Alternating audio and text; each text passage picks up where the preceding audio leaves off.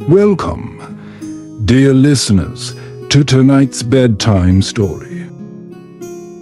In this tale, we journey to the heart of the Hightower family, where duty, love, and protection intertwine. Our story centers around Rosin Hightower, the eldest daughter of Otto and Mallory Hightower. As the protective older sister to Alicent and Gwen, Rosin takes it upon herself to shield her siblings, especially after their mother's passing and their father's ambitions. Tonight, we'll uncover how Rosin's determination led her to approach Viserys, in a bid to protect her younger sister from a marriage that could change everything. So, close your eyes, take a deep breath, and let this story guide you into a peaceful sleep. Let the calm ambience carry you away as we delve into the world of Rosin Hightower. Chapter 1. Lady Rosin Hightower.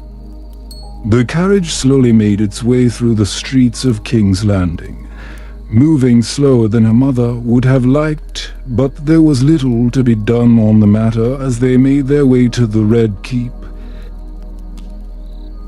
The journey had been long, traveling all the way from Old Town to the capital at the request of Sir Otto Hightower. The man had called his family to King's Landing as soon as the Tower of the Hand had been secured for himself. It hadn't been quick. The tower had been the home to Prince Balon and his family until he had passed away suddenly after 5 days of illness from what the maesters had described as burst belly. Prince Balon had been heir to the throne before his untimely death, the third son of King Jaehaerys after the deaths of his two older brothers, Aegon and Aemon. "Why must we come to court?" Rosin Hightower asked her mother, a frown set upon her face as she peered out of the carriage. She had been contented with her life in Old Town, where she had been under the education of her aunt. 3 and 10 summers old, Rosin was becoming a fine young woman, and there were high hopes for her future marriage, as her parents were determined to see their eldest daughter marry well. "Your father has been made hand of the king. It is our duty to join him," Lady Mallory Hightower replied. She too would have preferred to remain in Old Town, but her lord husband had summoned them, so they must go. It had been sad leaving Old Town behind. It had been her home for the 16 years that she had been married to Otto Hightower, and Mallory was sad to leave it behind. It was the place that she had birthed their 3 children, Rosin, Gwen and Alicent. "It is a good thing, Rosin. Your father's new position opens up so many more possibilities for your marriage," Mary told her daughter. She wasn't quite ready to set her oldest daughter on the marriage market, but there would be plenty of houses that would want to curry favor with the hand of the king, especially uniting with them in marriage. Rosin chewed on her lip, her fingers picking at the skin by her nails, as she looked away from her mother and out into the streets of King's Landing. As they turned through the narrow streets and towards the courtyard. Waiting on the steps of the courtyard, Otto Hightower watched as the carriages pulled in, carrying his family, his hands clasped behind his back. He made no move to approach until his family started to disembark. Mallory held her head high as she looked towards her lord husband. She gave him a brief nod of acknowledgement before taking hold of Alicent's hand. Well, Gwen dashed across the yard to greet his father. Rosin pulled up the rear, following after her mother and siblings as they slowly made their approach towards Otto. The man finally moving down the steps to greet his family, his eyes casting over each of them. Lady wife, Otto greeted with a nod of his head. All his hard work was paying off, and they were finally starting to see the rewards of that work. He had been a loyal servant and subject to the king since he had arrived in King's Landing. Otto inspected his younger two children first. Gwyn was 5 summers now, while Alicent was in her 3rd. Both would grow up in King's Landing if everything went to plan.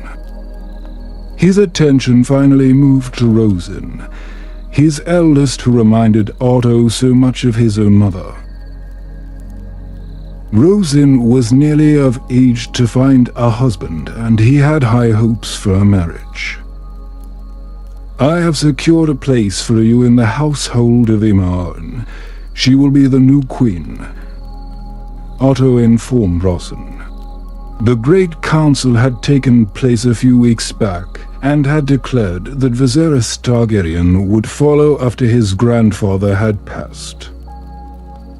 Otto had already begun to spend time with the prince, knowing that it would be vital if he wished to stay on Viserys' hand when the time came for him to ascend the throne.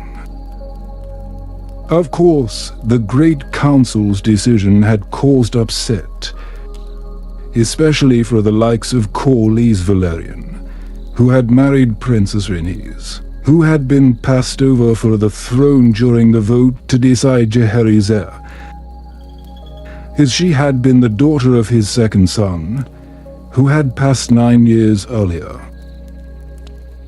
The throne having passed over Rhaenys twice by her grandfather.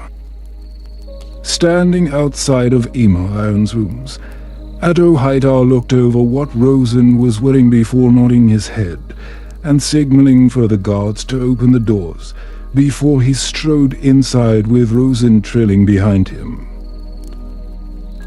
Her mother and siblings had been directed to the Tower of the Hand, while Rosin had been taken straight to meet with the future queen, insisting that it was important that she make a good first impression on her new royal mistress. The room was a flurry of activity, her ladies moving around and ensuring that Aemma was comfortable. She was pregnant again, her 4th pregnancy since she had married Viserys. Only one of them had resulted in a healthy living child. Their daughter Rhaenyra, who was currently 4 years old and happily reading with one of her mother's ladies. "My lady, may I present my daughter Rosin?" Otto Hightower stated, bowing his head to Aemma, knowing that having Rosin inside Aemma's household would further secure their family and prompt their interests. Rosin curtsied as she had been instructed by her aunt. Lyonesse had always told her that a curtsy was the first impression that they made upon anyone. Her aunt had taken extra care of her education, since she would have no daughter of her own. She had only been blessed with her son, Ormond, who was 2 years older than Rosin. The labor had been difficult, and the maesters had advised against her having any more children. It had been a deep regret of hers that she had never been able to have a daughter of her own. Aemma looked away from where she had been watching Rhaenyra, her hand resting on the swell of her stomach that seemed to grow more pronounced with each passing day, and there seemed to be no rest that she could find. Her eyes taking in the woman that was only 6 years her junior, Her face betrayed nothing of how she felt about viziers insisting upon Otto's daughter being placed in her household. Viserys had told her that it was important, that they needed to have people like Otto on their side, especially since Jaehaerys wasn't going to live forever. I welcome you to court, Lady Rosen. I trust you will find yourself most welcome here with us, Aemma said with a polite smile. She could only remember how strange she had felt when she had first come here. The Vale of Arryn was a vastly different place than King's Landing. She missed riding a horse through the green plains that had surrounded her home rather than the dusty city that she now lived in. I am most assured that she will, Otto answered, a beaming smile upon his face as he looked to his daughter, knowing that she would have to just get on with it as the eldest. It was her job to lead by example, especially in the case of Alicent. Rosen's success at court would dictate how Alicent's future role would follow in her sister's footsteps. When the time came, and Otto had already set his sights on placing his younger daughter as a companion for Princess Rhaenyra, as the two girls were of a similar age, Aemma frowned a little seeing Otto answer for his daughter, but let it slide, knowing that it was the way of men to think that they knew what was going on inside women's minds. You may leave us, Sir Otto. I will make sure that Rosen is returned to you in the tower once we are finished, Aemma dismissed, sure that the hand of the king would have better things to do than speak with her all day. Jaehaerys still had his wits about him and was running the kingdom well. He had insisted that Viserys attend all council meetings so that he could get a feel for governance as the future king and his heir. Nodding his head, Otto shot a meaningful look at Rosen before he made his leave, knowing that it all rested on Rosen's hands now not to mess this up. Why don't you come sit with me? I am sure that the journey from Old Town was a long one, Aemma encouraged with a kind smile. She could see how nervous Rosen was, and she didn't blame her in the slightest. Most of her ladies were older than herself by at least a few years. She had very little in common with them since they had lived in King's Landing all their lives. It would be nice to have someone keep her company who wasn't from here. They were in a similar boat after all, both coming from further away than anyone else in the room, and trapped in this place without a say in the matter. Chapter 2. An interesting encounter.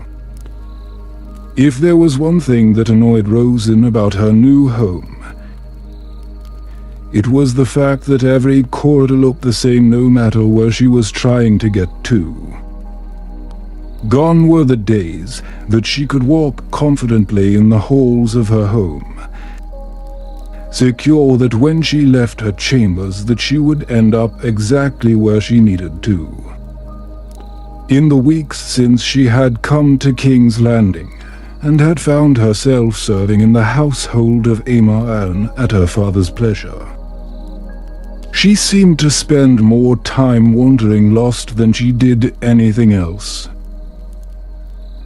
Rosen grumbled to herself as she came to a stop in the middle of the corridor, nearly causing the two lords behind her to crash into her before they carried on their way.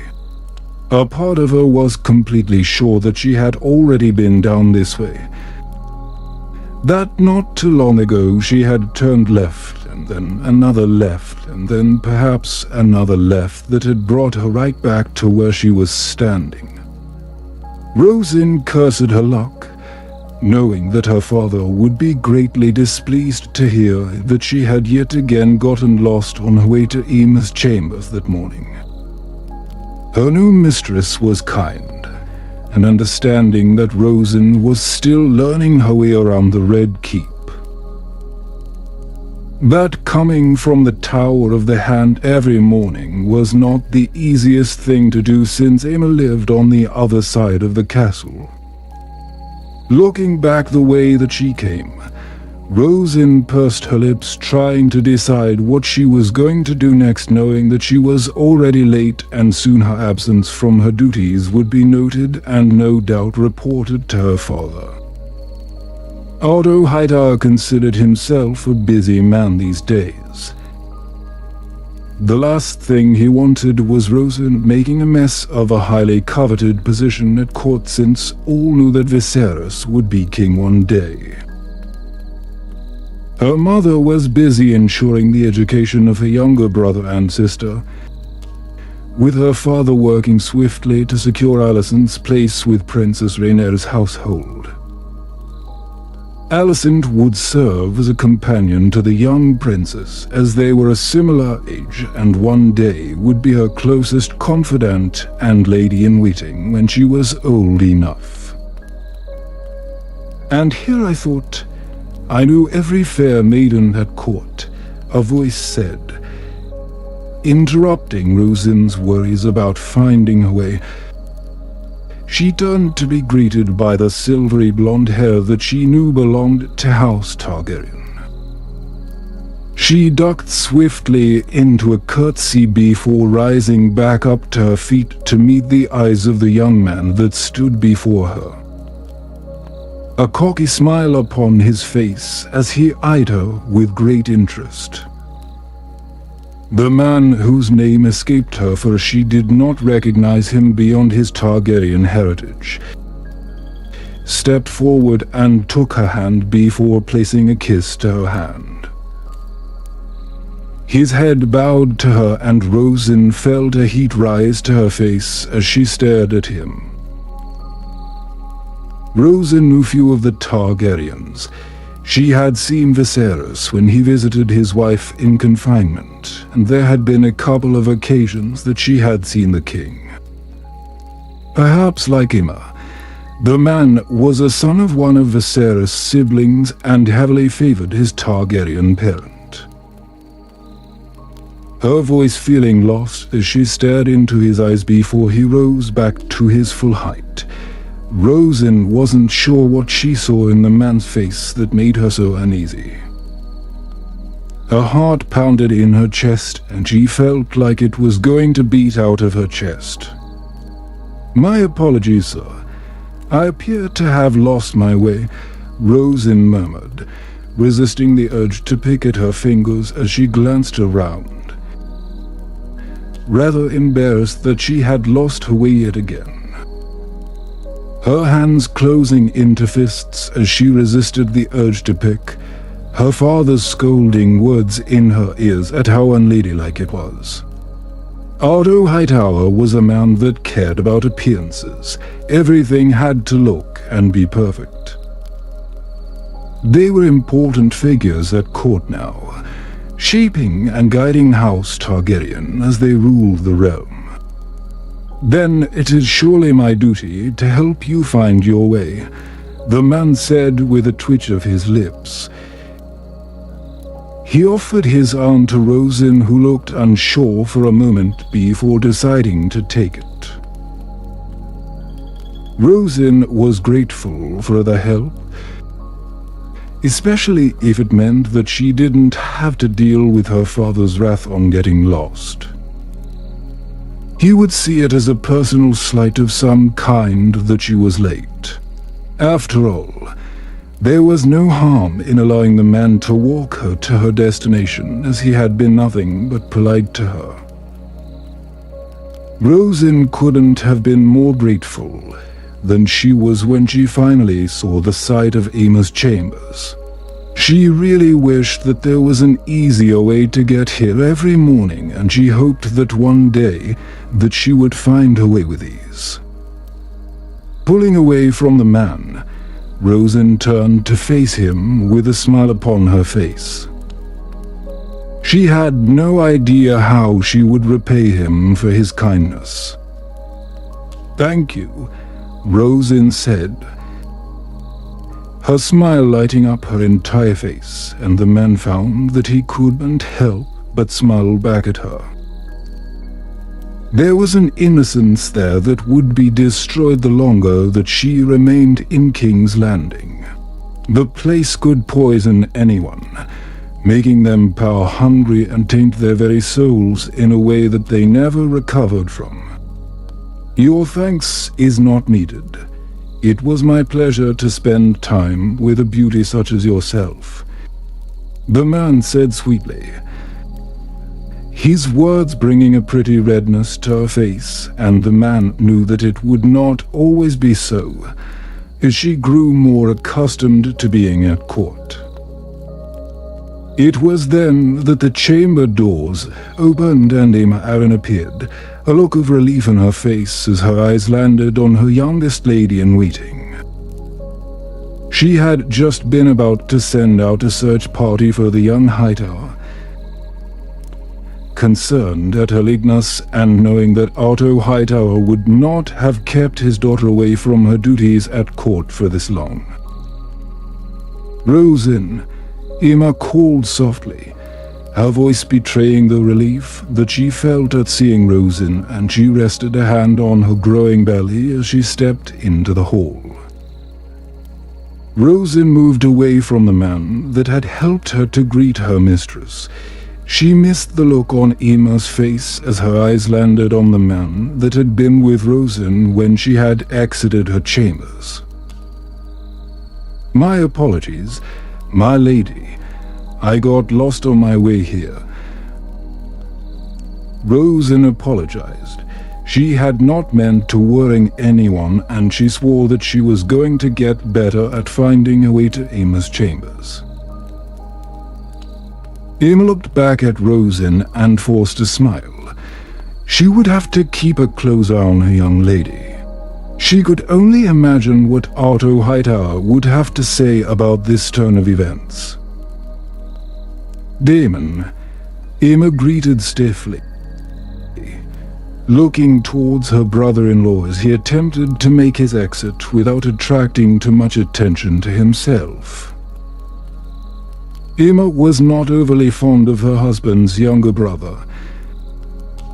They were like chalk and cheese, so different in personality, and she knew that Viserys adored the troublemaker, who was the only family that he had left after the death of both of their parents.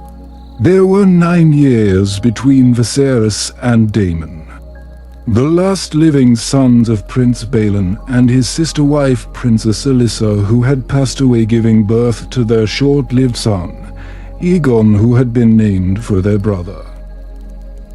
"My dear sister, how wonderful to see you," Daemon greeted, an innocent smile upon his face as he turned back to face Emma, who looked far from impressed with his sudden appearance outside her chambers.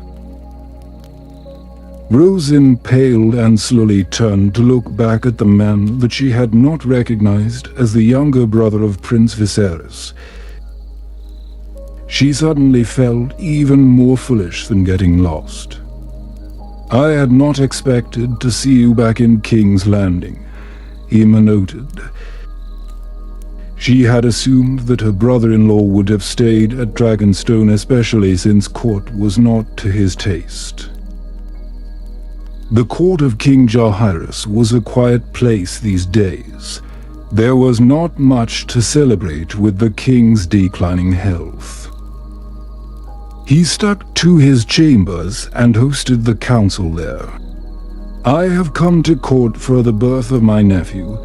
Viserys invited me for the grand occasion," Daemon replied. He was his brother's heir until the time that Aemma provided Viserys with a son. So far they only had their daughter Rhaenyra, their only living child after 2 failed pregnancies, shortly after their wedding. something that Viserys seemed eager to rectify. "Thank you for returning Lady Rosin to me," Aemma stated. She had already been talking to Viserys about arranging a match between his brother and Lady Rhea of House Royce, who she thought would be a fine match for the younger Targaryen. Rosin looked at Daemon for a moment before walking into Aemma's chambers. Aemma looking to her brother-in-law for a final time before she followed after her lady. An unsettled feeling in her stomach now that Daemon was back at court and appeared to be here to stay. Chapter 3: Sudden Loss. The chambers were silent as the maester wrapped a cloth around the stillborn babe. Only the sounds of Aemma's cries could be heard, the news that she had yet again been delivered of a stillborn son, breaking her heart. Rosin was quiet. The last few hours had seemed like a blend into one, and she wished that she could just leave this place. Her heart breaking for Aemma as she wept for her child. Aemma lay, curled up, unable to believe that this had happened and that her boy had not lived. She had felt his movements, his kicks and punches since he had started moving in her belly. This was not how this was supposed to go. Her son was supposed to live and become the heir that Aemma's husband was so desperate for. It was all he talked about when he came to visit her. Aemma didn't understand it. She didn't understand why this kept happening. She did everything that the maesters instructed of her. She did everything that she could to keep her baby safe while she carried him to term, yet it ended the same. The doors to the chamber opened and Viserys entered the room. His face filled with grief as he took in the sight before him. Behind him stood Sir Otto as they came to see what occurred. Viserys had insisted on coming to see his wife upon the news that their child was stillborn, the third such child that they had lost in this way since they had married. "I am sorry, my love." Aemma wept, unable to look at her husband as he came to her side. He took her hand and pressed a kiss to it, as Otto moved to stand beside Rosin, who was trying to busy herself. There was something about the look on her father's face, the pure disinterest in what was happening to Aemma and Viserys clear on his face as he watched the couple interact. Rosin knew that look. It was one reserved for when he was bored of something that her mother was saying, or the chatter from her and her younger siblings when they were excited about something. A pity, a much-desired and needed heir, Otto murmured quietly. He looked away from where Viserys was comforting Aemma and looked at Rosin, who was a little unsettled by something in her father's voice. Her stomach turned as doubts started to bubble inside of her, a sense of guilt that Rosin wasn't sure was home as she stared at her father in growing horror. Rosin blinked and looked away quickly from her father, focusing on her duty to her lady as tried not to think about Aemma's healthy pregnancy had ended in a stillbirth and her baby boy born sleeping. Trying to hide any emotion that might have leaked onto her face, not wishing to betray her thoughts, especially not to her father. Not when she wasn't sure what she knew right now, or if she truly believed that he would do such a thing. "If you excuse me, father, I have work to do," Rosin stated. She conceded to her father before, moving away from her knowing that no one would question her, nor follow her while they were so focused on Aemma, that they would not notice her slipping away. Rosin moved to exit the chambers. She kept her head held high as she went, her feet moving quicker even once she was out of the chamber, and she felt herself merely run down the hall until she crashed into someone. "I am so sorry," Rosin spluttered, a little surprised and embarrassed that she had walked into the man, especially the way that she had done so. She must have looked foolish for running like that. None of this felt real. Rosin didn't want to believe that her father might have had something to do with the death of Emma's baby. She didn't want to think about what that could even mean for their family if it was discovered. "The fault was mine, my lady," Damon said, holding Rosin steady so that she wouldn't fall over from crashing into him. The two of them staring at each other for a moment. Rosin took a deep breath, feeling herself smiling back at Damon as he stared down at her kindly. She felt her worries melt away while she was looking at him. "I hear that the poor lady has birthed another dead son. It is a shame that it does not seem like she can give my brother his much-desired heir," Damon noted with a shake of his head. He didn't understand the pressure that Viserys was putting on his wife to give him a son that he so desired, above everything else in his life. Damon was his brother's current heir. He longed to aid his brother in whatever way he could, but alas, Viserys seemed taken in with lesser men that circled around him, now that he was the future king, when before they would ignore him. Damon focused on Rosin. She was certainly not what he had been expecting when he had heard that Seato Hightower had a daughter. She most certainly must have taken after her mother in the looks department. His eyes took in every inch of Rosin's face, taking in the distress that she was feeling that was clearly evident on her face as she stood before him, taking in everything that had just happened. "I am sure that it was distressing for you to see such a thing," Damon comforted gently, his crooked smile on his face, and he did not wish what had happened to Emma on anyone. It was a sad fate for his nephew. The boy had been a much-desired child, and although Damon had no children of his own as he was not yet married, he prayed that someday that he would be so lucky to have children of his own. "It was not pleasant, and I pray for my lady, who is deeply distressed," Rosin said quietly. She would not betray her father here, especially when she knew that being forced from court would not only ruin his life, but that of her siblings.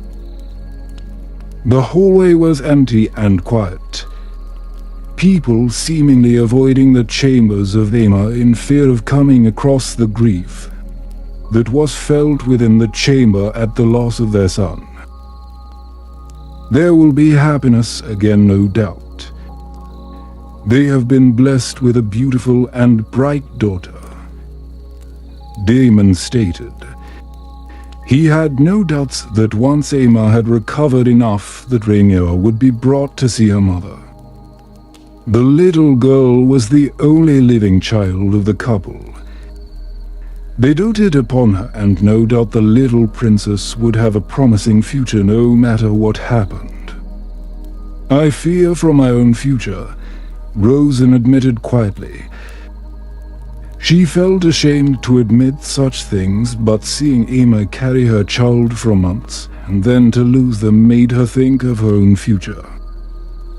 Already her father and uncle discussed what match would be made for herself. She was the eldest daughter after all, and since her uncle only had a son, then it was on her to make a marriage alliance with another house that would support Ormond. You cannot live your life in fear, or you will forsake the best parts of it. Damon started brushing a strand of hair from Rosin's face, a light blush covering her cheeks as the Targaryen prince moved closer to her. The two of them oblivious to what was happening around them. Damon seemed almost mesmerized by the Hightower girl that seemed to consume his thoughts since she had last bumped into him. "And what is it you fear?"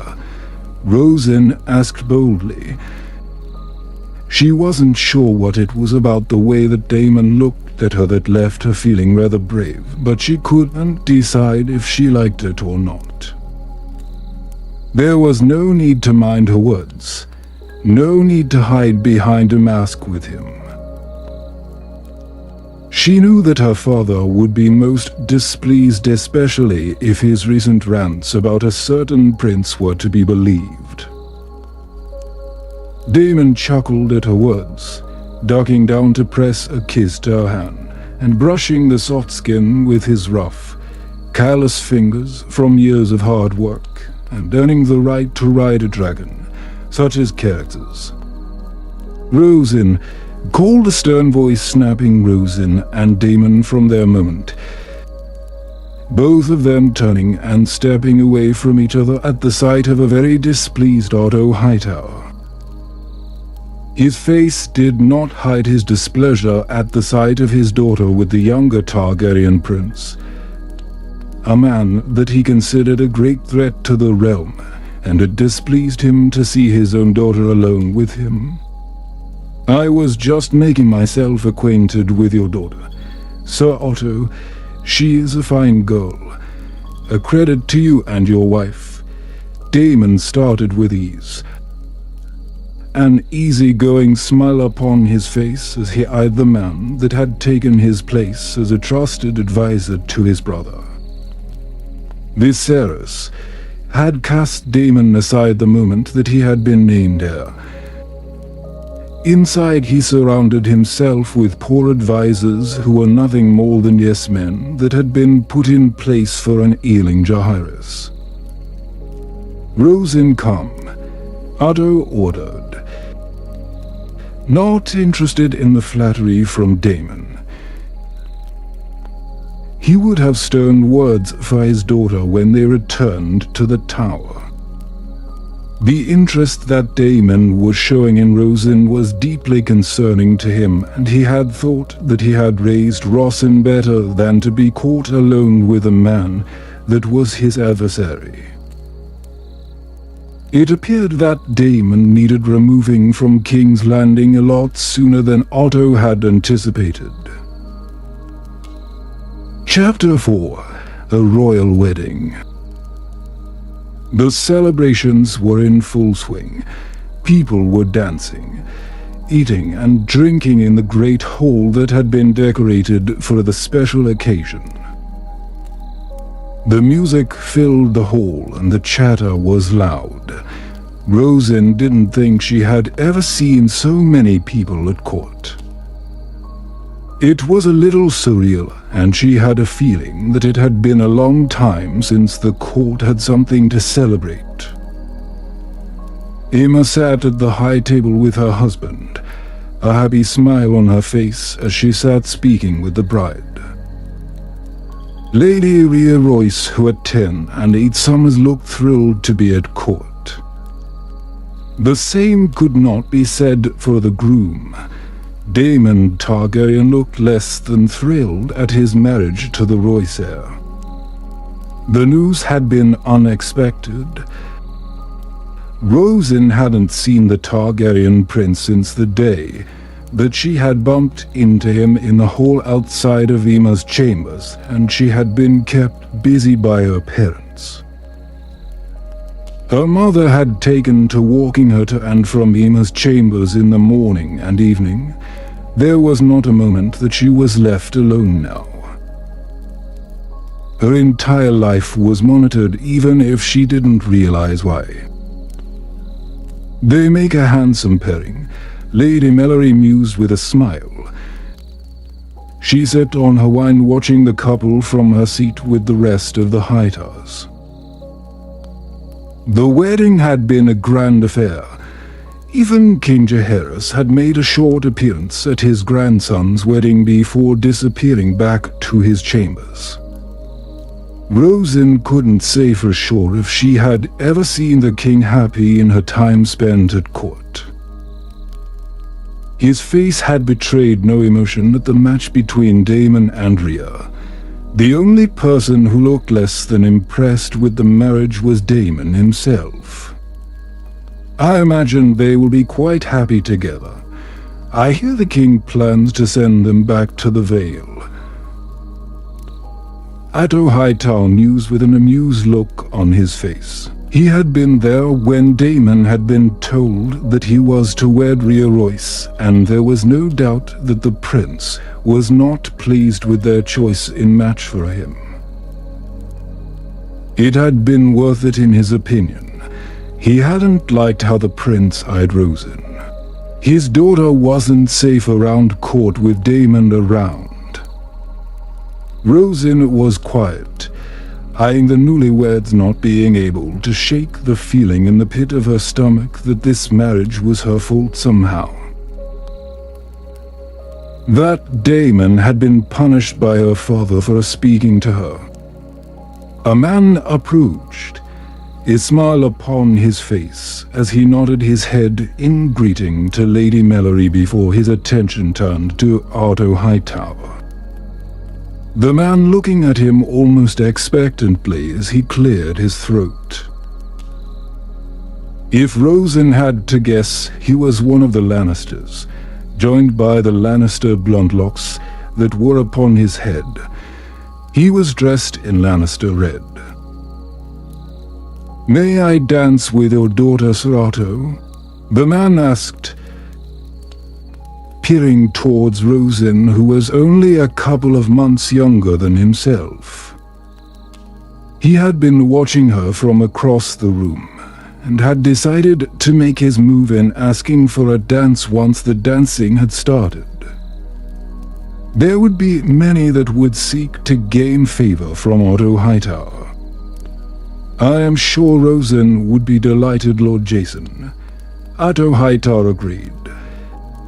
It would not be long before he turned his own attention to finding Rosen a husband. He had grand ideas on the type of man that he expected his eldest daughter to marry.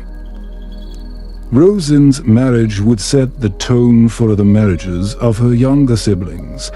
Alicent and Gwen would have to find marriages of their own one day. And that all depended on how well Rosen married. Rosen took a deep breath, eyeing both of her parents, while her mother offered her a reassuring look while Otto only stared back at her, leaving her no room to decline the offer to dance with Lord Jason Lannister. Taking Jason's hand, Rosen allowed him to guide her to the dance floor, and she couldn't ignore the feeling that her every move was being watched. A few lords turning to eye up the eldest daughter of the hand of the king. The music called for a festive jig, one that Rosen would show that she could just about keep up with the music. She curtsied to Jason, who bowed to her in return. Taking Jason's hand, Rosen carefully following the steps of the dance with Jason, who seemed a little more at ease with the pace of the dance.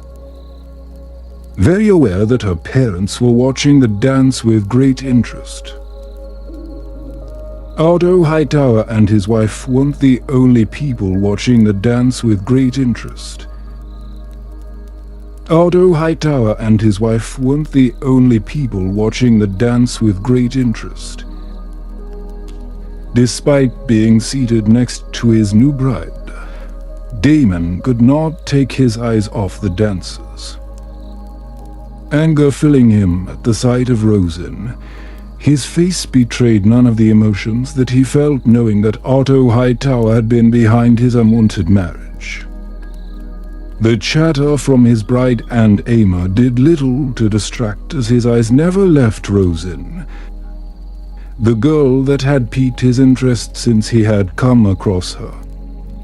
Standing abruptly, Damon ignored the questioning and expectant look from Rhea, who almost looked like she was waiting for him to ask her to join the dance as any other bridegroom would do at this time. "Excuse me," Damon muttered, a plan forming in his mind as he moved away from the high table, ignoring the look that Viserys offered him while Ama reassured Rhea. He made his way through the crowd, his eyes locked on his target, who was completely oblivious to what was coming her way. Rosin, finding herself slowly becoming more confident in her moves on the floor.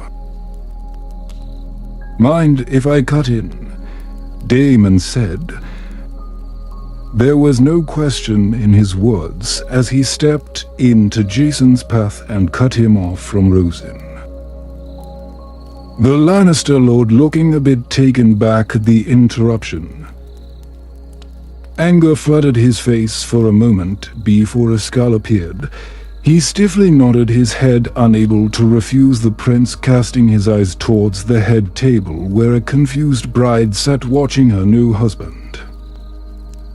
"My lady," Damon said, bowing his head only slightly as he took the lead in the next dance. He didn't care for the looks that anyone was offering him at his actions. The next dance was a little slower than the last.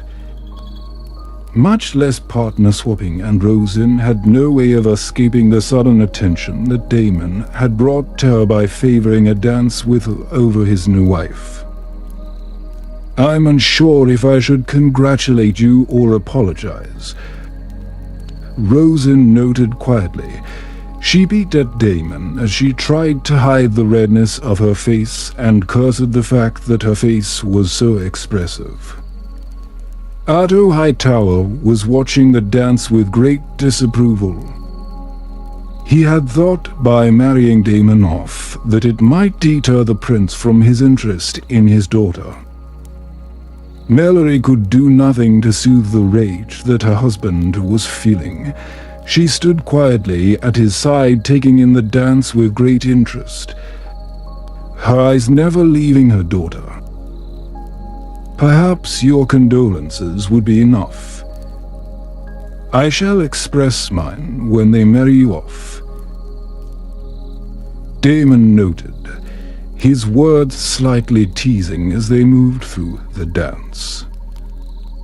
He kept his eyes away from the high table, knowing either way that Rhea would be watching. Rowan offered him a small smile at that. Her own marriage was not something that she put much thought into before she came to court, since she was the daughter of a second son. Now she was the daughter of the Hand of the King. She would make a fine match for any man, and her parents would make sure that she married well for her rank. "I am sure you will find some happiness with Lady Rhea. I hear you have a lot in common," Rosin tried to console. She didn't want to think of an unhappy marriage, even if it was apparent that Damon was determined to find happiness on his own. It didn't have to be that way. Rosin was sure that once he got to know Rhea, that perhaps he would find that she was someone that could make him happy. Damon scoffed at her words, shaking his head softly, knowing that Ama was behind such hope, and he didn't believe for a second that he could be happy with his wife. "Gods be willing, I will soon be free from her when everyone realizes what a mistake it was," Damon muttered ruefully. He had no intentions of remaining married to Rhea Royce of all people. She could disappear back to Runestones, that he didn't have to deal with her. He would not do his duty to the woman that he had been forced to marry, one that he didn't even like the look of. "Do you think you could be happy with Jason Lannister?" Daemon asked, his hands never really leaving Rosen even as they continued to dance. He could see the Lannister Lord glaring at him, no doubt a little peeved that his time with Rosen had been interrupted, likely counting on the fact that he had danced with her first and made his own intentions known if he planned on courting her. He was gracious enough and kind. Rosen mused softly. She honestly didn't know, and she could only say what she thought of the short time in which she had spent with him. No doubt such a matter would not be asked of her again. Her opinion on what she thought of her husband would not matter to anyone else, and has a high opinion of himself and what he thinks his wife should act like.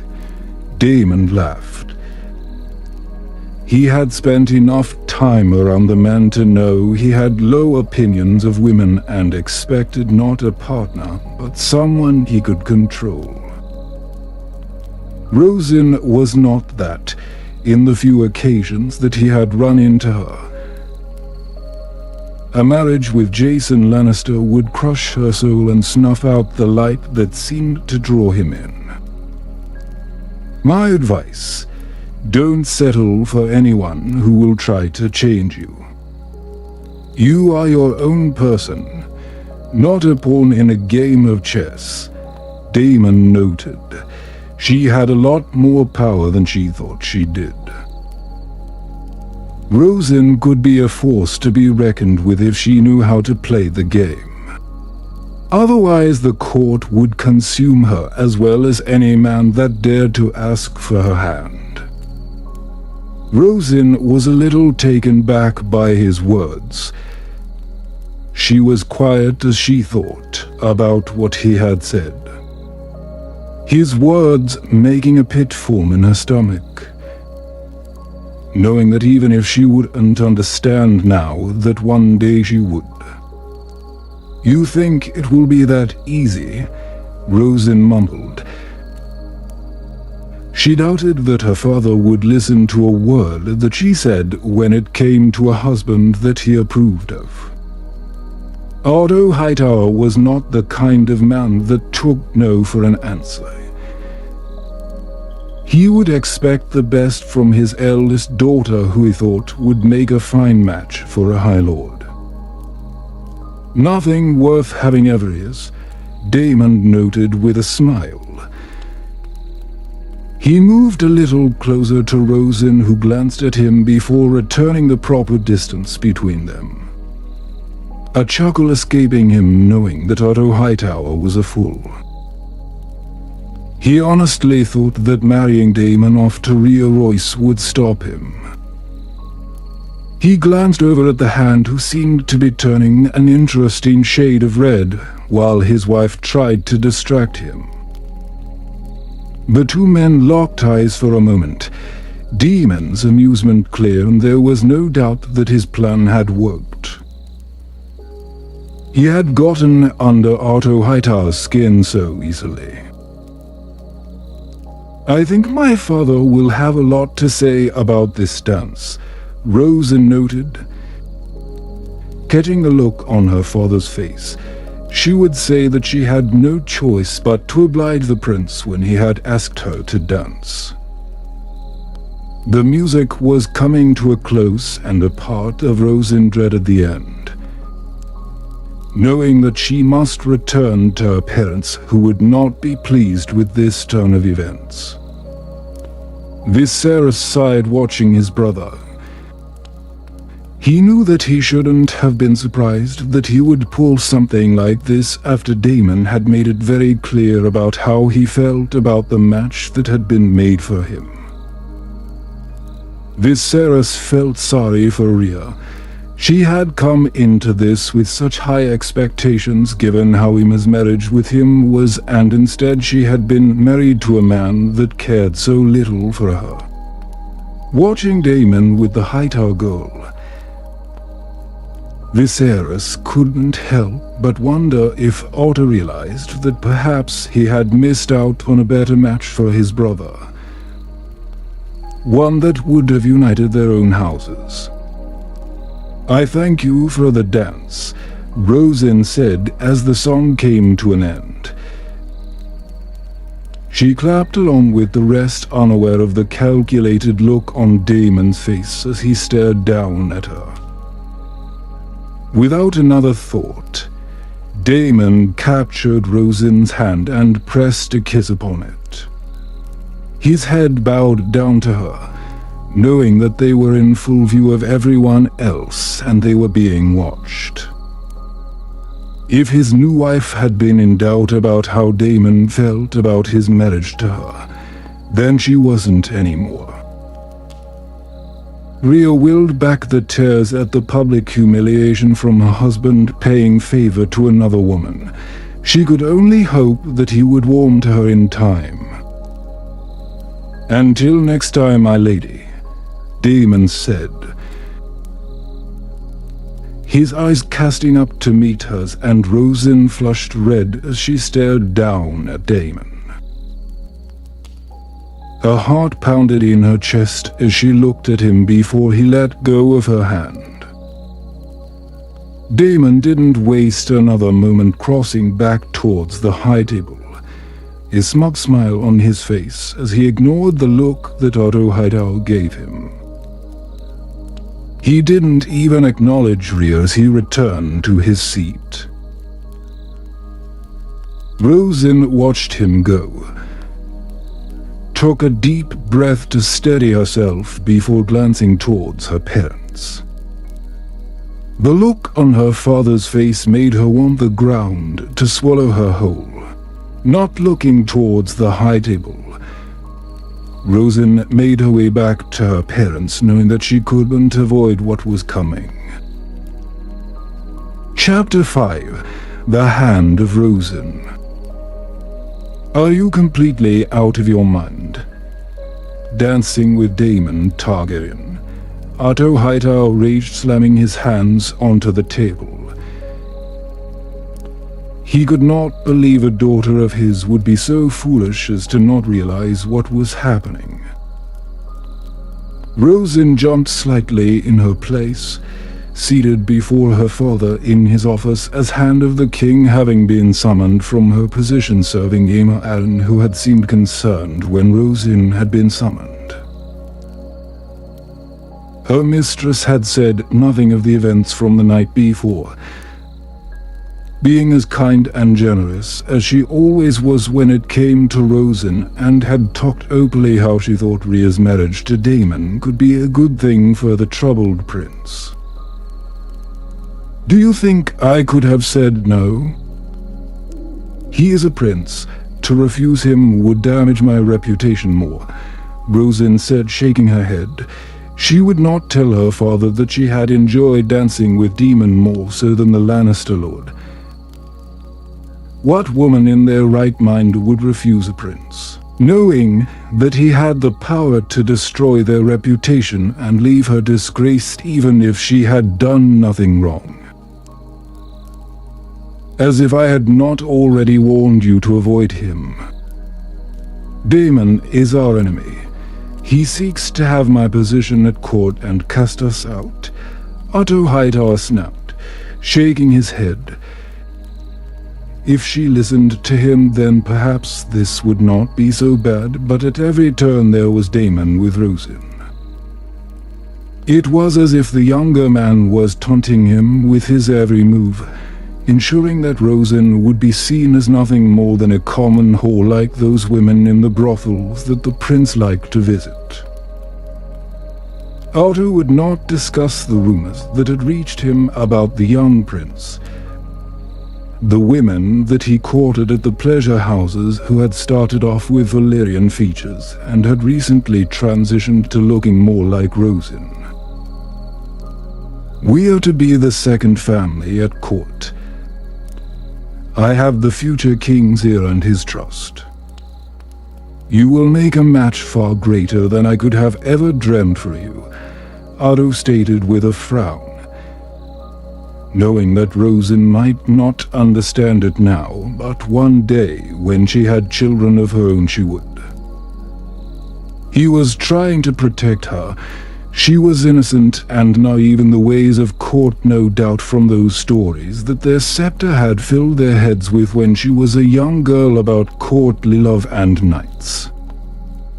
Mallory watched the scene before her, quiet as her husband spoke and taking in the scene before her. Her mind forming a plan that might just put any concerns Otto had to bed. I am not as foolish as you would like to believe.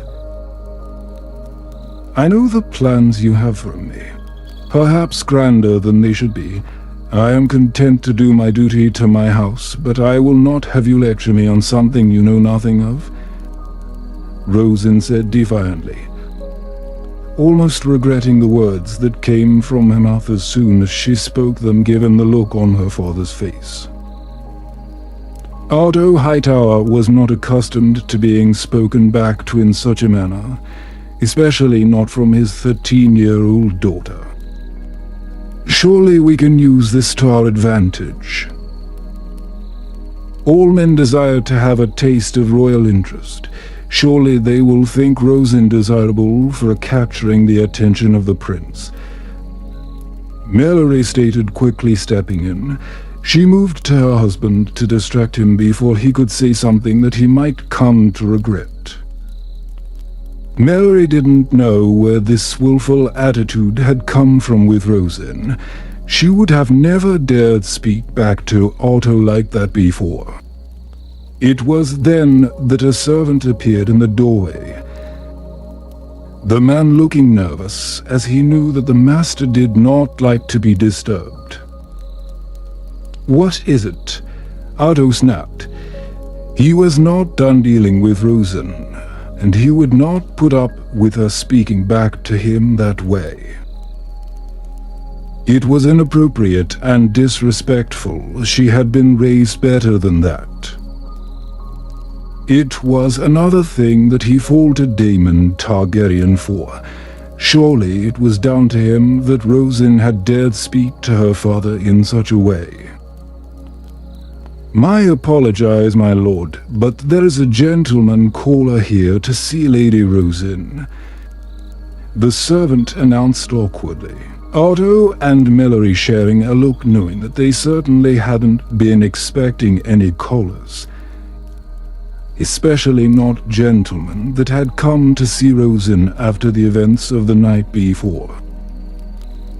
There, standing in the presence chamber, stood a man.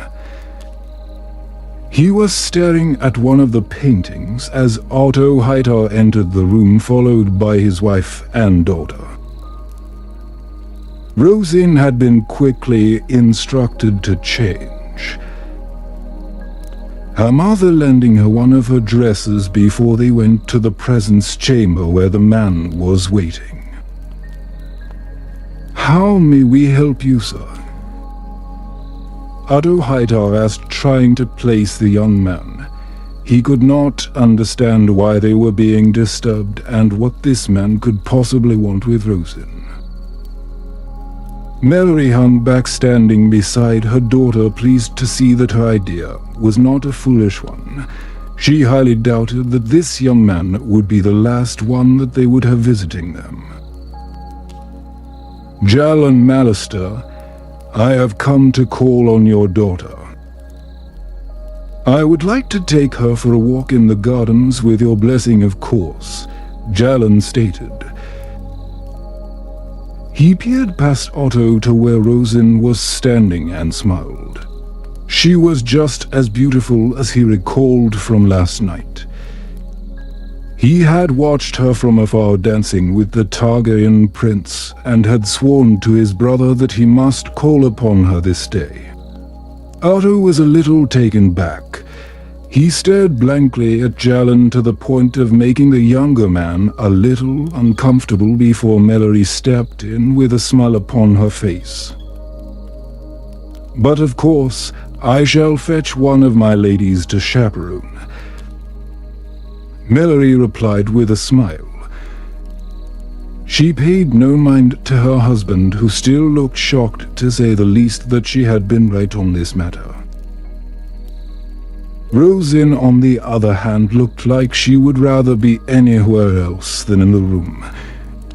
She didn't like how Jelen looked at her, as if she was nothing more than some sort of prize to possess. "Perhaps you would like some sweet ale while we wait for one of my ladies." "It's imported from Bravos," Mallory insisted. She moved to the jug that was set up and started to pour out 3 goblets, while Otto came back to his senses and a smile started to form on his face. This was the reason that he had married Mallory. Not just because she had once been a great beauty that came with a large dowry after the deaths of her parents, who had been landowners in the Reach. Mallory was clever, more than any woman that he had encountered. A woman that could be almost his equal, and he knew that with Mallory by his side that he had nothing to fear. His wife was correct. The prince's attentions had not damaged Rosin as he had feared, no. It had made her more desirable to those around them, and would draw further attention to the eldest Hightower girl. Following his new wife, Daemon Targaryen could not hide his dissatisfaction at the match as they made their way towards the carriage that would carry them back to the Vale. Viserys had insisted that Daemon needed time to get to know his new wife, and that they should take extended time away from King's Landing in her homeland. Daemon scoffed at that. He could see what was happening, and he couldn't believe that Viserys couldn't see it for himself. That he was being sent away because of Otto Hightower. The man that Daemon would replace soon enough as Hand of the King when Viserys came to the throne. He would be best served by having his own brother serve him instead of the upstart Hightower. The man dressed as if he was royalty himself, acting like he was more than an advisor to King Jaehaerys, whose health had been in deep decline since the loss of his wife.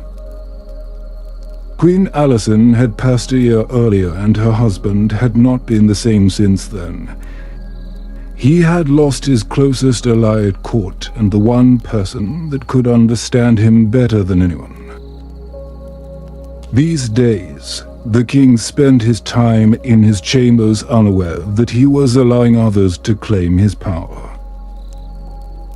Daemon looked back at the Red Keep, knowing that when he returned things would be different, and the Targaryens would be back in control rather than lesser folk. It would be him and Viserys, united together against those who would seek to take their power from them. "Are you coming, husband?" Rhea asked, looking over her shoulder at where Daemon had stopped, hopeful that time away from court would allow them to grow closer.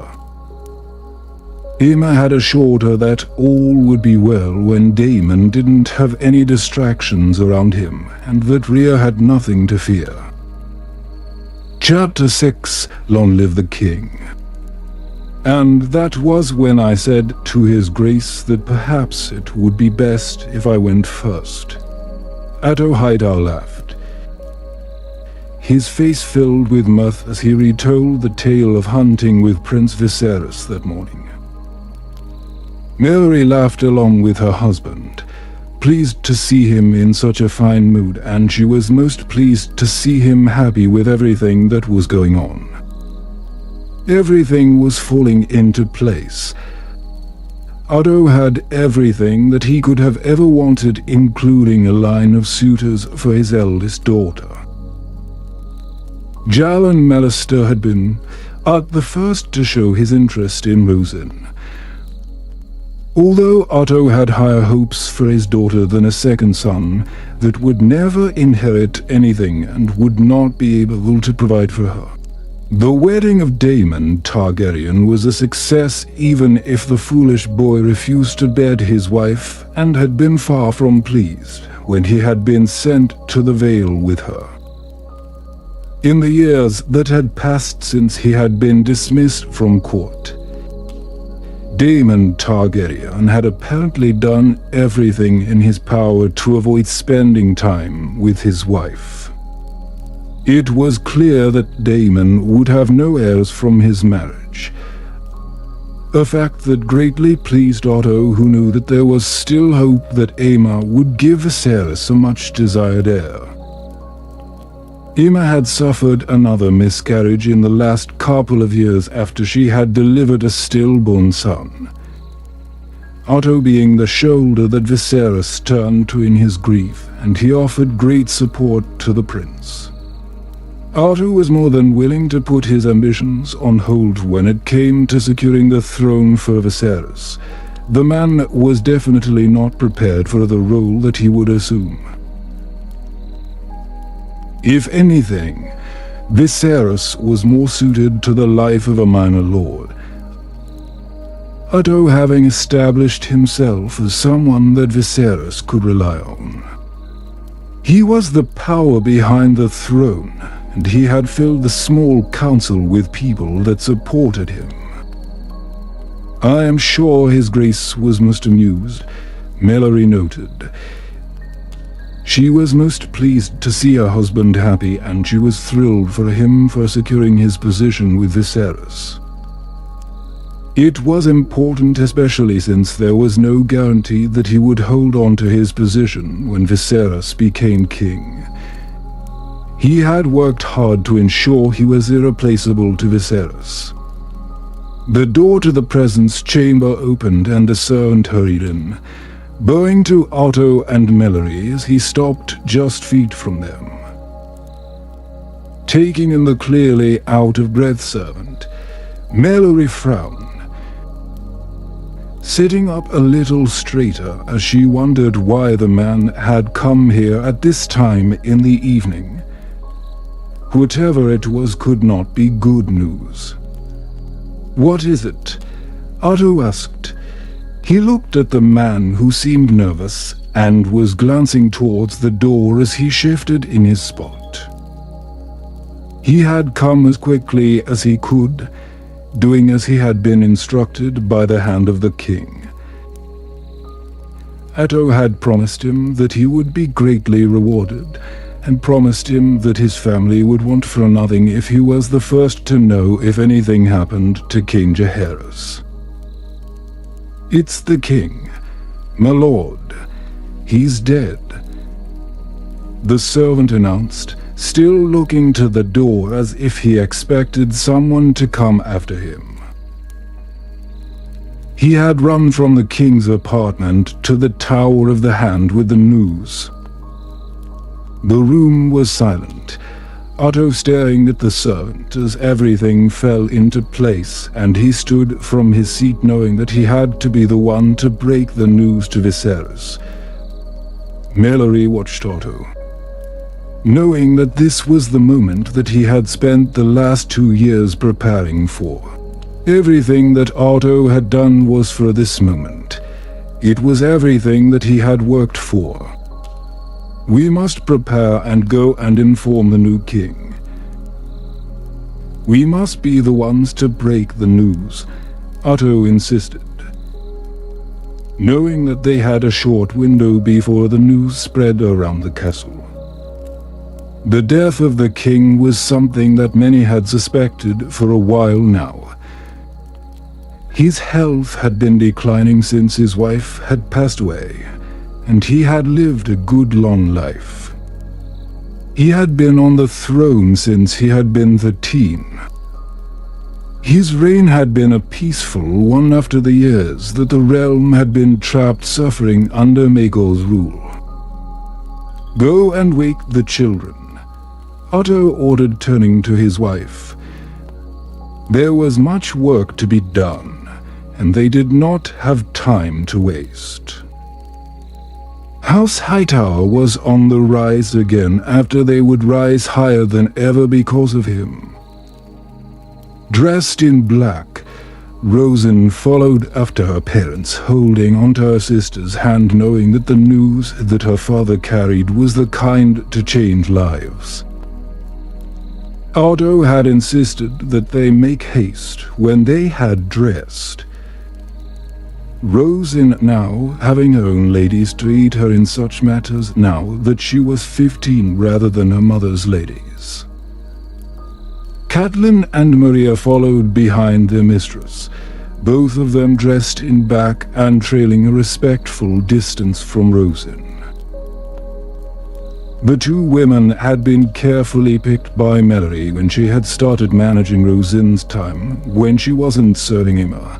Reaching the chamber, Otto took a deep breath before nodding for the guards to open the doors to the chamber, not caring for the moment that he might have been interrupting between Viserys and his wife. The two looked startled as the doors to the presence chamber opened and Otto walked in, followed by those most loyal to House Hightower, all dressed in dark colors. It is my solemn duty to inform you that your grandsire Jaehaerys of House Targaryen, the first of his name, King of the Andals, the Rhoynar, and the First Man, Lord of the Seven Kingdoms, Protector of the Realm, has passed this very night. Otto Hightower stated.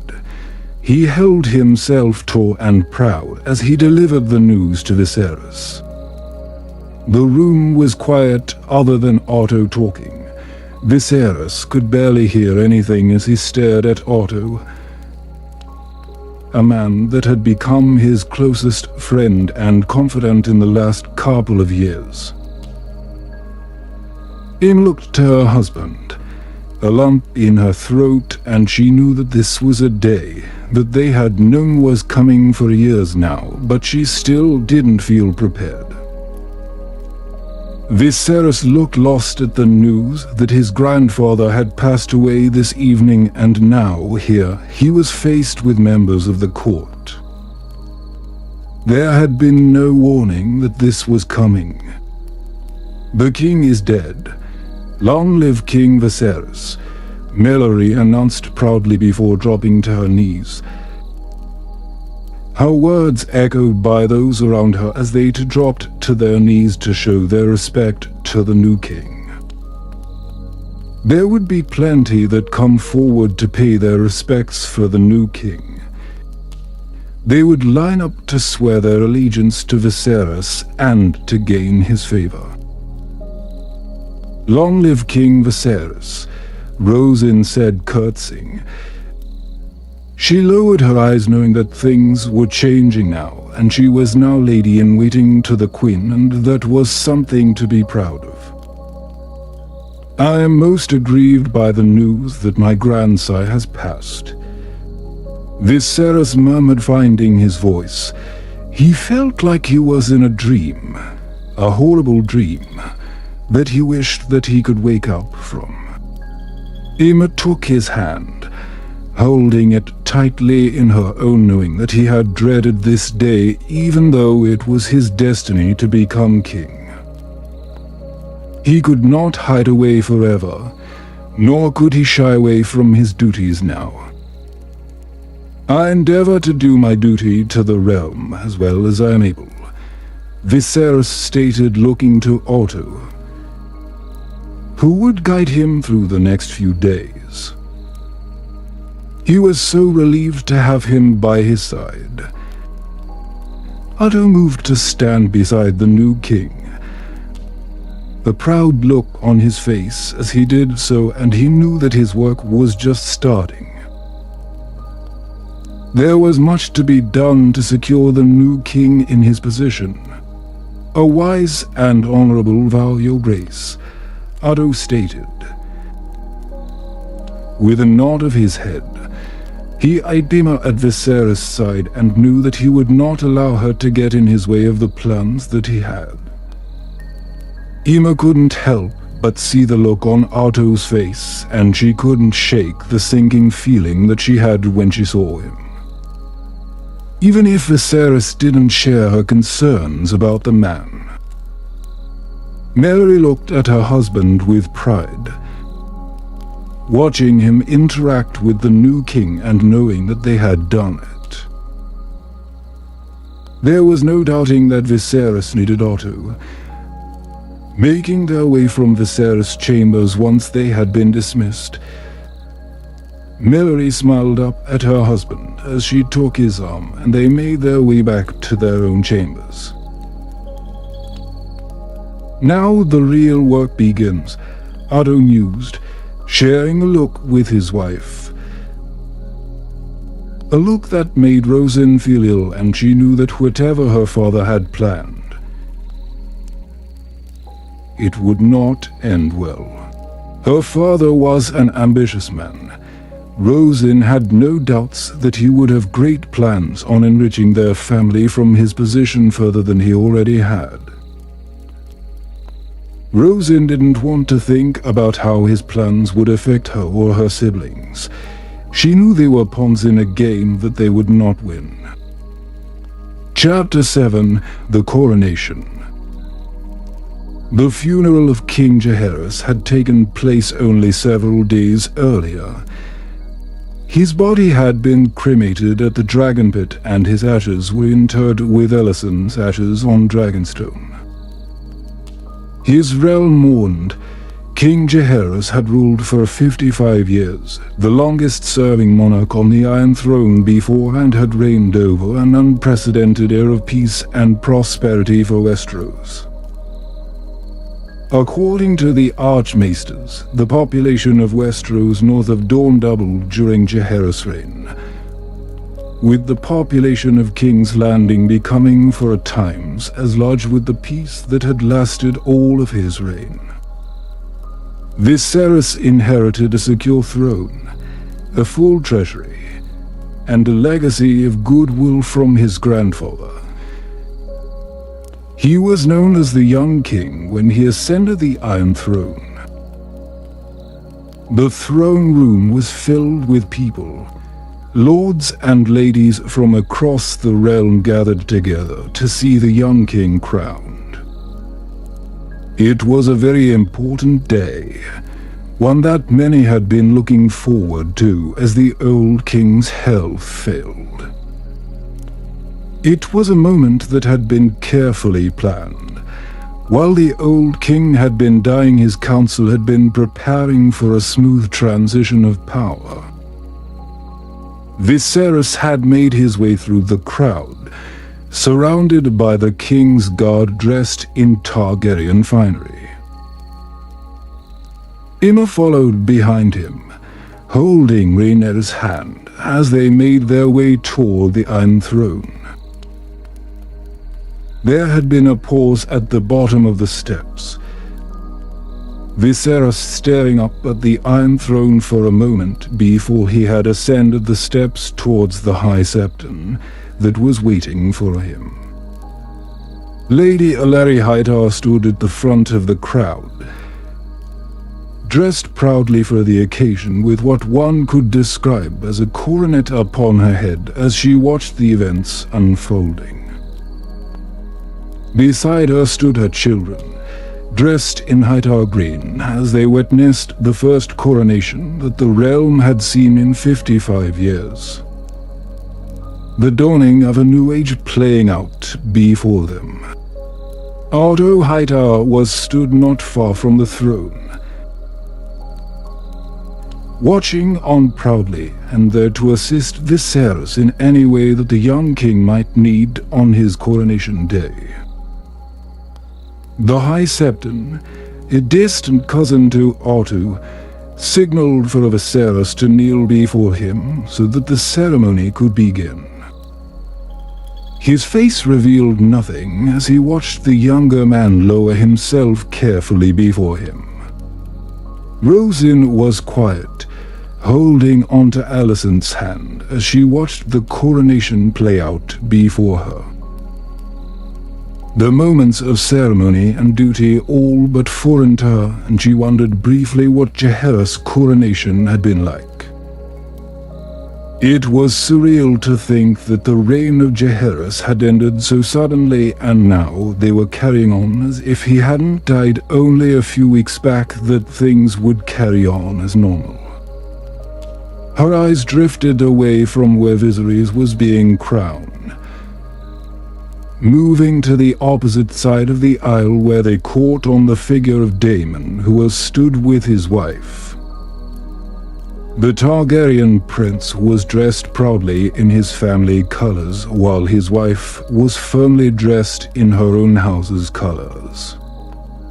Her eyes firmly fixed on what was happening, while Daemon was looking right back at Rosen.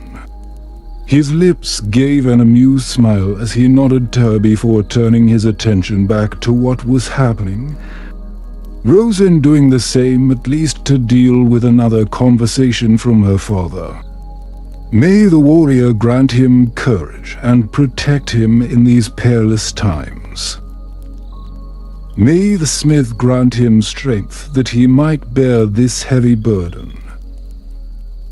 And may the crone, she that knows the fate of all men, show him the path he must walk and guide him through the dark places that lie ahead, the High Septon said, moving to place the crown that had belonged to King Jaehaerys upon Viserys' head.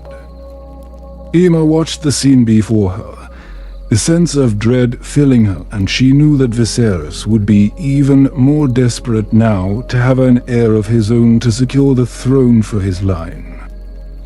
In the light of the Seven, I now proclaim Viserys of the House Targaryen, first of his name, King of the Andals and the first men and Lord of the Six Kingdoms. Long may he reign, the High Septon announced. His words echoed across the great hall by all those in attendance as for the first time Viserys took his place upon the Iron Throne. Her father stood beside Viserys on the Iron Throne as lords and ladies of the realm approached to pay their respects and pledge themselves to the new king.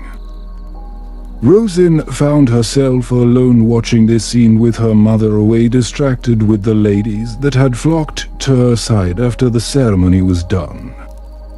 House Hightower were on the rise, especially when it was clear how much the young king leaned upon Otto Hightower. The man had the king's ear, and there were many men that would kill for that sort of power. Alicent and Gwaine had been too young to remain at the festivities and had been sent away when Aemma had dismissed Rhaenyra from watching her father's coronation. Alicent and Rhaenyra being returned to the royal nursery where the younger Hightower girl was a constant companion to the princess given their similar ages. "My lady," a voice greeted, and Rosen couldn't help the smile that came to her face as she turned to find Daemon approaching her without his wife. There was no sign of Lady Rhea behind him, and Rosen could only imagine where she had disappeared to on such a grand day of celebration for her husband's house. "You are back at court," Rosen noted, a part of her thrilled to see him again, even though she knew that she shouldn't. Daemon was a married man now, and her father had made it more than clear that he didn't like the prince. His behavior had earned him a reputation that would easily damage her own. One that would see her chances of making a great marriage destroyed if she was not careful. "I am to be the new master of coin, according to my brother," Daemon replied smugly, very pleased with the news that Viserys would welcome him back to court and he would be able to prove himself.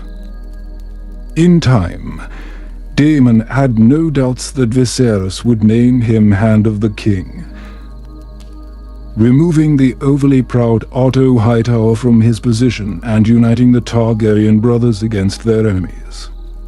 "Once he's convinced your father of it," Daemon muttered, remembering the conversation that he'd had with Viserys. that he would have to convince Otto Hightower to let Daemon into Viserys' small council. A statement that infuriated Daemon, and he had pointed out that Otto wasn't the king. He was there to advise Viserys, and it was on Viserys to make decisions on who stood in his council. I'm sure you will make the council.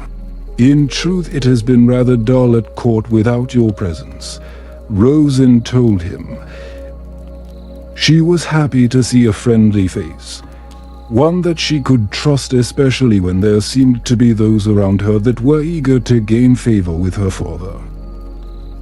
It was not something that she felt would ever feel normal. People were only interested in her companionship because Otto was hand of the king. Then I shall endeavor to do my best to return. My brother's court should not be a dull one, Daemon mused. He stepped closer to Rosen, who put a space back between them. Rosen held his gaze, knowing that she had learned a lot in the last 2 years that he had been away in the Vale. She had held her own against many men that had projected their unwanted advances her way. Daemon searched Rosen's face, rather amused and pleased to see that she wasn't going to make this easy for him. She had been on his mind a lot since he had been sent away by Viserys. He had needed something to distract himself from his wife, whose bed that he had not visited not even once since they had been wed. He had no interest in anything that Rhea felt she could offer him. It had been almost amusing at first how she tried to capture his interest, but now all he felt was pity for her. Pity that they had both been trapped in a marriage that would only leave them both dissatisfied. I am sure your lady wife will be looking for you, Rosen stated. She would not be his mistress even if she enjoyed their talks and had missed him. It would not end well, and Rosen was more than aware of the fact that if anything did happen with Daemon, that her father would throw her out into the streets of Flea Bottom without a second thought. Then I shall do my best to avoid her attention, Daemon replied. He had no intentions of being trapped in his unhappy marriage to Rhea, and his time in King's Landing would be spent trying to free himself from her. Rosen couldn't help but laugh. She wondered just how far Daemon would go to avoid his wife at all costs. Dressed in Targaryen finery, Daemon Targaryen made his way down the hallway towards the small council chamber.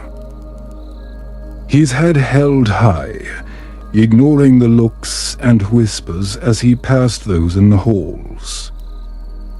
It had not been the position that Daemon had been expecting when his brother had asked to speak with him, but it was a start and a sign that Viserys trusted him that he had been first looking for. However, there was time for Viserys to come around, and Daemon knew that his brother would meet him.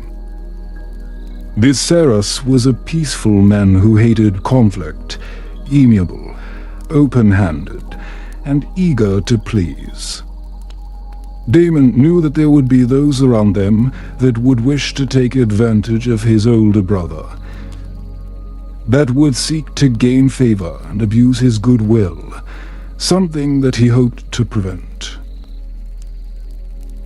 Finally reaching the doors to the small council chamber, Daemon paused at the doors to prepare himself a moment, taking a deep breath before he moved to enter the room. The occupants of the room looked towards him, their eyes casting towards the prince as he made his way to join them, with Otto Hightower sat near the top of the table looking displeased as normal. Grand Maester Ronsighter was seated on Otto Hightower's right. displeased as much as Otto was about the appointment. He was a strong supporter of the Hightower part of the council. The Master of Ships, Lord Corlys Valerian, at least showed his respect to the prince, nodding his head towards him as he moved to take a seat at the table. The man had been given his position in hopes of smoothing tensions between the two families. Corlys was married to Princess Rhaenys Targaryen, who had been Viserys' rival during the Great Council for heir to the throne, her husband having been her greatest champion for the future monarch. Many of the small council had been in position since Jaehaerys had been king, Viserys willing to keep them on for a smooth transition of power. Daemon opted for the seat on the opposite Otto Hightower, on the left side of Viserys' chair, and looked directly at the man that, if everything went according to plan, would not be holding such a position for long. "How is your lady wife, Prince Daemon?" Otto Hightower asked, trying to portray a cool and calm demeanor towards the prince that he knew for how stood as Viserys' heir. There was still hope that perhaps that Queen might give Viserys a son, but her pregnancies only seemed to end in tears these days, and surely the realm would not welcome a daughter to the throne. "Back in the Vale where she belongs," Daemon replied simply. He leant forward to rest his arms against the small council table as he stared directly at Otto Hightower. The man was trying to gain some sort of reaction from him, and Daemon refused to do so. Surely soon enough Viserys would agree to have his marriage to Rhaeroys annulled. Daemon had no intentions of consummating the marriage. He would rather stick his head inside Carax's mouth than even attempt to stomach such a moment with his wife. Otto certainly didn't look pleased with that response.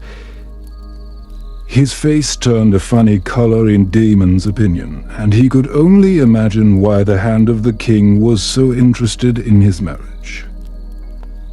It most certainly did have something to do with the man's lovely eldest daughter that he was trying to sell to the highest bidder. The daughter that remained unmarried despite his best attempts, it seemed. "What a shame. I had assumed that your wife would be remaining with you here at court," Otto replied just as the doors opened and Viserys walked inside. Everyone scrambling to get to their feet with the exceptions of Otto and Daemon, who were locked in a staring contest. Neither of them looking away from the other as Viserys made his way to his seat at the head of the table. The young king seemed completely oblivious to the tension in the room brewing between his hand and his master of coin. Both continued to stare at one another, waiting for the other to blink. "Shall we begin?" Viserys asked, knowing that there was much for them to cover. Otto looked away from Daemon, staring at the king, knowing that he had to get rid of Daemon. The prince's presence would not allow his plan to come into fruition, and he had to play the game just right. Making her way down the corridor, Rosen held her head high as she walked with her ladies as she made her way from the princess's chambers where she had just dropped Alicent off. Her sister secured her new position as a companion to Princess Rhaenyra, who seemed thrilled to have someone her age to play with, and adored Alicent just as much as Alicent adored her. The two had become firm friends, it would seem, something that warmed Rosen's heart, and she was thankful that Alicent at least had someone that she could call a friend. Rosen did not think she could say the same. The other ladies of the court only wanted attention from her now that it was clear that her father was to keep his position under the young king. Rosin felt her only sanctuary was her service to the queen, although her time there seemed to be no better given her parents' actions these days. Many whispers that her mother had fashioned herself a crown of her own, to signal her own high rank and her haughty behavior that she acted greater and prouder than the queen herself. It was all nonsense, of course, but Rosin found herself incredibly lonely here. Her parents did not understand and she couldn't speak to her siblings since they were much younger than her. "My lady," Damon greeted, his voice catching Rosin by surprise, and she stopped and turned to see the Targaryen prince. A smile set upon his face as he moved to greet her, having come from his first small council meeting. It had been a rather dull affair. He found governance rather boring, but it had been worth attending, especially to twist the knife in Otto Hightower's back.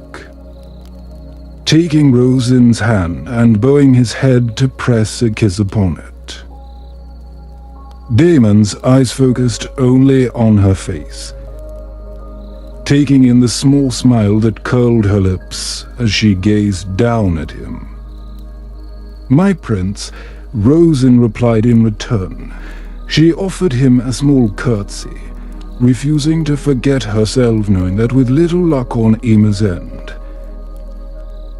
that Damon was heir to the throne in all but name these days. The young king had yet to make an official announcement to declare his brother Prince of Dragonstone, no doubt hoping that soon his wife would deliver him the son that he desired so much. "I have a gift for you," Damon said,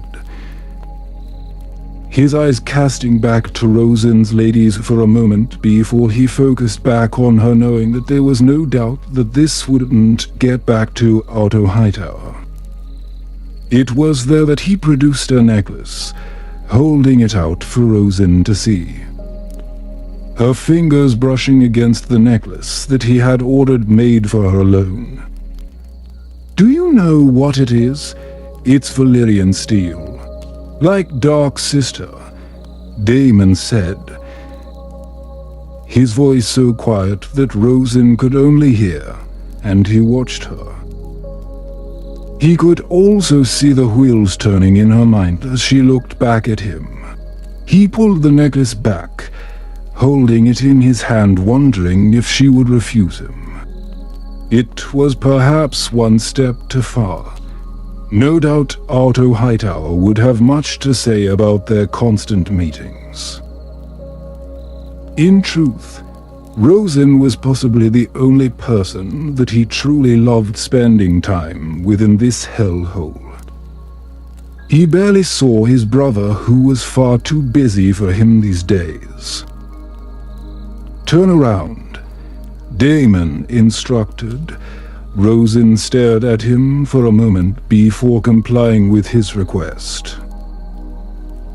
She ignored the looks on her ladies' faces, instead pulling her long hair away from her neck, removing the necklace that lay there. Damon stared at the back of her neck for a moment before reaching up to place the necklace that he had gotten for her, his fingers brushing against the sensitive skin of her neck. "Now, you have a token of my friendship," Damon noted. He resisted the urge to touch her soft skin further, behaving himself for once as he lowered his hands and allowed Rosin to turn back around. The two of them face to face for a moment. Damon would be the first to admit that his intentions had been far from pure when they had first crossed paths, but he had grown rather fond of Rosin.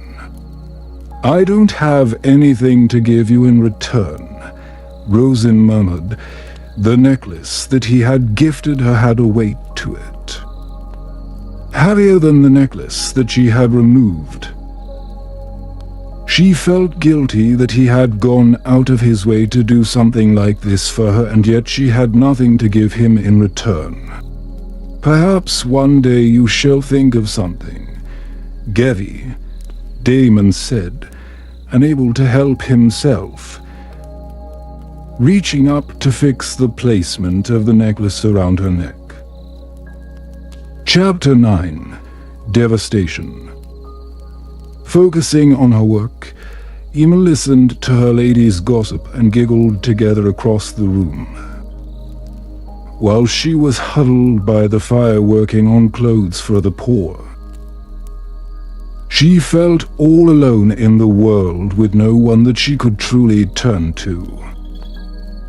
A part of her wished that the throne had never come to Viserys, that in all his wisdom that Jaehaerys would have passed the throne on to Rhaenys as the daughter of his eldest son.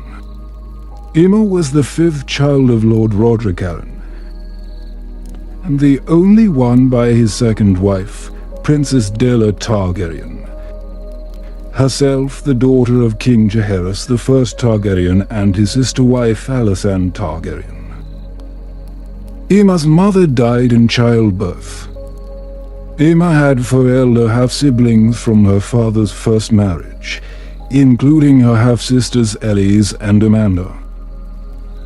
It had been a long time since Emma had seen them. They had their own families to care for and had married well within their father's realms.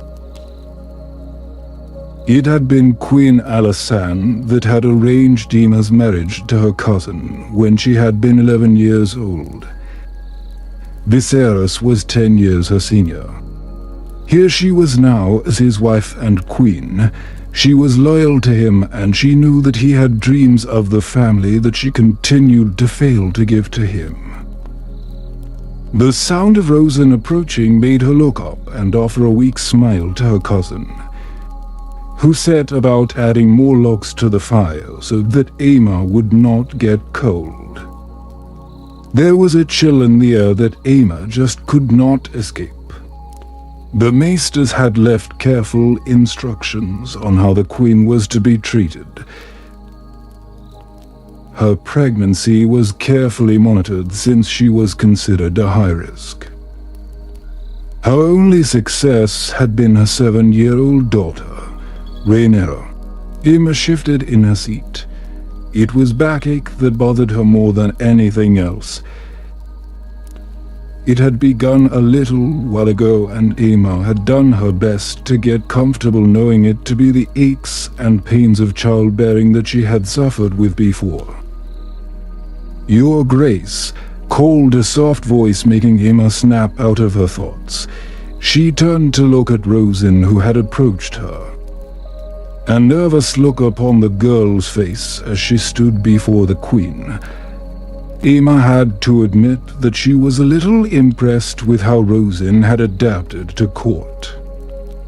She had really come into her own, and Emma would admit that she was a little surprised that she had not been married off yet. "Lady Rosen," Emma stated when she gathered her thoughts and forced a kind smile to the younger woman. Rosen was only 6 years younger than herself. It wasn't her fault that she wasn't fond on her father. Emma didn't know what it was, but there was something about Otto Hightower that set her on edge, and it wasn't just him. Emma was kind enough to ignore the fact that Larry Hightower was parading around court dressed in finer clothes than the Queen. At least Rosen seemed to have a good head on her shoulders. She wasn't allowing her father's position to cloud her actions or her behavior at court. "I was wondering if your Grace might like some company. Perhaps I could play something for you." Rosen suggested, wishing to keep her queen company. She had little desire to return to her apartments knowing that there would just be another suitor there for her. Rosin thought that the options seemed to be getting worse. No matter where she turned, there was a man. More increasingly old enough to be her father, wishing to take her hand in marriage. "I would like that," Emma encouraged softly, her attention returning to her work, and she was thankful for the company, especially now that she felt so alone. Like her world was crumbling around her, and she did not know who to trust. The ache in her back made her squeeze her eyes shut for a moment, and she let out a deep, calming breath, trying to focus back on what she was doing. She wished to finish at least one more shirt for the poor before she did anything else. Rosin smiled a little before taking a seat beside Emma.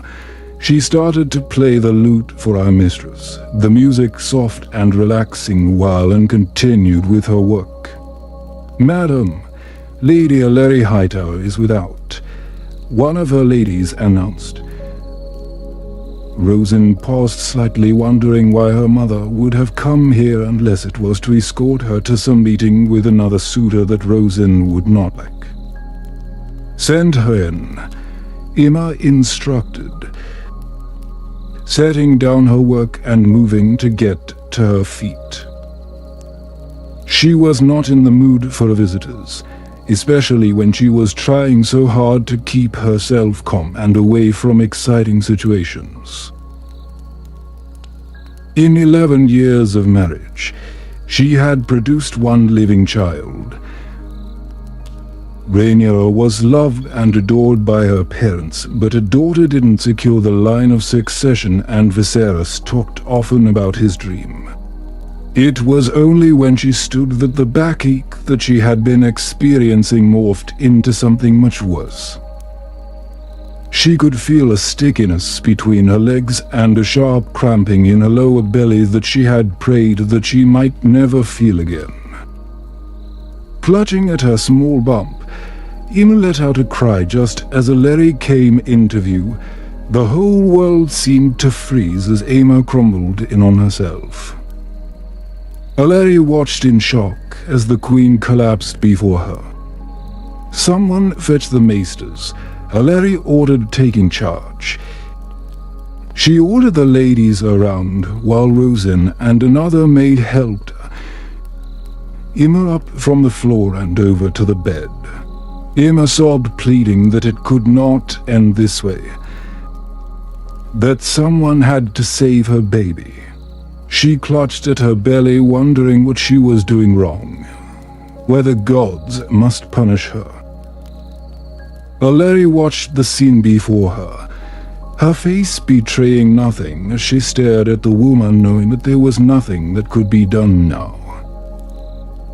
The child was lost. Viserys would still have no heir from his wife. Her eyes cast over to Rosin, knowing that her eldest daughter would soon get the chance to prove herself when she married. She would give her husband many children. Aleri intended to have all her children marry well. Rosin was just the start of their plans, if only she would stop rejecting them. She would make a good wife to some lord that had his own lands. Rosin would be a lady of the household, serving in a way that Aleri had not, because she had married a second son. One with no title of his own or lands. She had watched Otto fight for everything that he had. Brushing her fingers through Emma's hair while she laid curled up in bed, Rosin found herself singing a lullaby that she recalled her mother had sung to her as a child, her voice soft and quiet in the silent chamber. Rosin could not find the words to express to Emma how sorry she was for what had happened. The loss of a child was something that she had never known, and she prayed that Emma would recover from what had happened. The dark room was lit only by candlelight. Silence filled the air as the maesters whispered to themselves. Grief filled the room, and it felt like a blanket that just seemed to grow and grow. The sound of movement in the outer chamber caught Rosin's attention, and she looked up just in time to see the ladies in waiting curtsying to the king as he came into view. Grief covering his face as he was followed into the room by Otto Hightower. Falling silent at the sight of Viserys, Rosin moved from her position on the bed where she had been comforting Aemma, and offered a curtsy to the king along with the other two ladies in the room, who quickly excused themselves. Otto Hightower stood beside his wife, speaking softly to her as they watched the devastating scene before them. No emotion as they spoke, and it made Rosin feel ill. A part of her still convinced that the Queen's misfortune was at their hands, that somehow they were behind this. Rosin couldn't bring herself to look at them, wondering what they had to gain in all of this. "I lost the baby," Aemma whispered, her voice hoarse from crying, and she could not bring herself to even look at her husband. She had failed him again and again. There seemed to be nothing that she could do to sustain a pregnancy. Her eyes stared at the far wall, and she couldn't bring herself to look at him. Knowing how disappointed he would be at the fact that yet again she had failed to give him what he most desired. "Yes, they told me," Viserys confirmed after a moment. His own eyes filled with tears, and he stared down at the once vibrant woman that he had loved so fiercely, who now seemed so broken and not knowing how to offer comfort. He didn't understand why this kept happening to them. They had one successful pregnancy, and all the others seemed to end in tears.